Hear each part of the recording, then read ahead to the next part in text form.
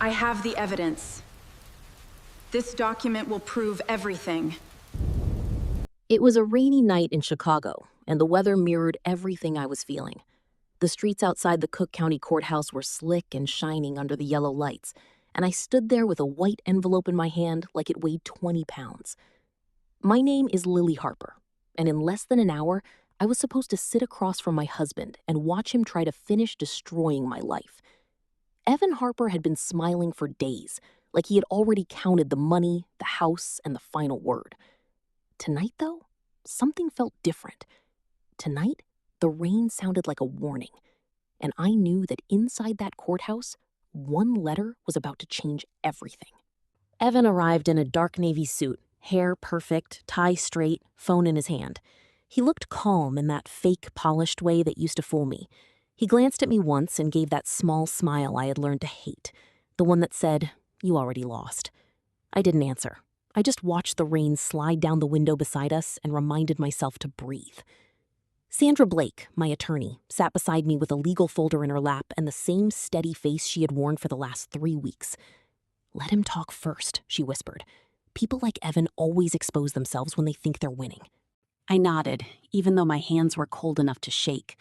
Across the hall, Evan's lawyer, Martin Reed, was laughing quietly with him, like this was just another easy case. That made my stomach tighten. They had no idea how much I had already gathered. The clerk called our case at 9:18 a.m., and we walked into the courtroom under a sky still heavy with rain. Judge Rebecca Harlan sat high on the bench, reading the file in front of her, glasses low on her nose. Evan leaned back in his chair like a man waiting for good news. He actually looked relaxed. That was the most insulting part. Martin spoke first. He said the marriage had broken down because I was unstable, emotional, and unwilling to cooperate. He said Evan had tried for months to keep things peaceful. Evan nodded along, acting like the wounded husband, the patient one, the reasonable one. I sat there listening to him rewrite my life in public. Then the judge looked at me. "Miss Harper, do you have anything to add?" I stood up so quickly my chair scraped the floor. My heart was pounding, but I kept my voice steady. "Yes, Your Honor," I said. "I do." I placed the envelope on the bench. Evan gave a short laugh under his breath. "A letter?" Judge Harlan opened it, scanned the first page, and everything in her face changed. Not much, just enough. Enough to make the room feel colder. She looked up at Evan and asked, "Did you know your wife had already copied the financial records, messages, and transfer history you tried to hide?" Evan's smile disappeared. For the first time all morning, he looked worried. And I knew then that the part he had been waiting for was already slipping away from him. Because this wasn't a letter. It was a trap. Evan's face went pale so fast, it almost looked theatrical. He tried to recover, but the courtroom had already shifted, and everyone could feel it. Judge Harlan kept reading my letter, line by line, while the rain tapped softly against the high windows behind her. The room stayed silent, except for the judge's voice. "Miss Harper states that Mr. Harper transferred funds from a joint account without her knowledge," she said, then looked directly at him. "Mr. Harper, is that true?" Evan blinked hard. Martin Reed leaned toward him, but he didn't answer right away. That hesitation said more than any confession could have.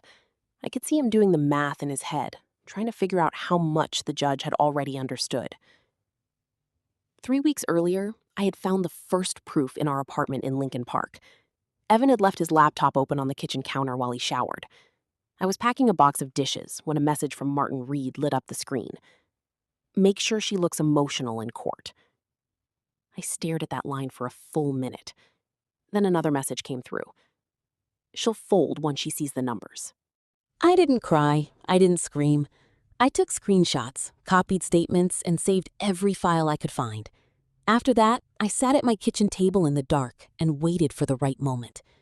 By the time the hearing arrived, I had already built a timeline Evan couldn't explain away. Back in court, Judge Harlan turned another page. "On April 18th, Mr. Harper told me the transfer was temporary and for tax purposes," she read aloud. Evan's jaw tightened.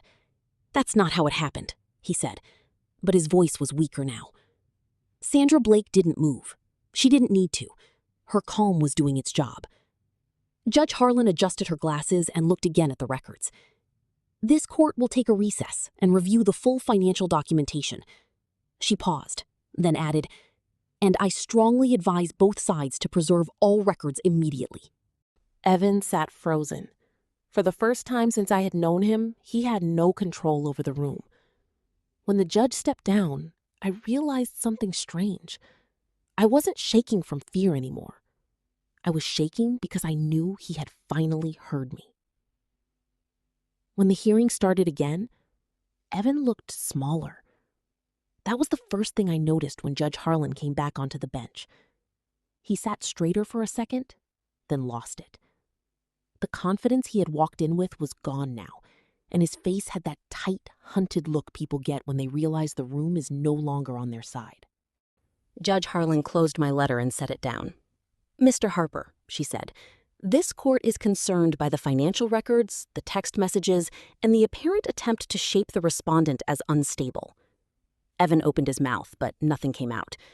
Martin Reed tried to step in, but even he sounded unsure now. "Your Honor, there may be explanations." "Then provide them," the judge said. That was the end of the performance. I sat there with my hands folded, watching the man who had spent months trying to make me feel small quietly fall apart in front of everyone. The rain had stopped outside, but the courthouse still felt cold. Maybe colder. Because now there was nowhere for him to hide.